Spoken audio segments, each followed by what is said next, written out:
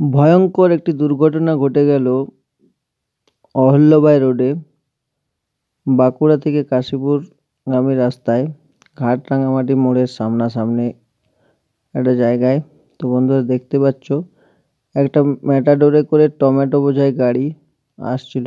হঠাৎ তার গাড়ির চাকা পাংচার হয়ে যায়, যার জন্য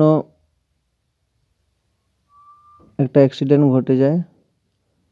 তো এখানে অনেক টমেটো গুলো ছিটকে পড়ে আছে, যদিও এই ঘটনায় কেউ গুরুতরভাবে আহত হয়নি, কিন্তু যেভাবে ঘটনাটি ঘটেছে তোমরা দেখতেই পাচ্ছ ম্যাটাডোরটা একদম গাছের উপরে উঠে গেছে। এখানে অনেক টমেটো নষ্ট হয়েছে, দেখতে পাচ্ছ টমেটো গুলো। পুরো টমেটো বোঝাই গাড়ি ছিল, পাংচার হয়ে যাওয়ার কারণে হঠাৎ করে খুব দুর্ঘটনাটি ঘটে গেছিল। দেখতে পাচ্ছ সেই ঘটনাটার চিত্র। এই দেখো,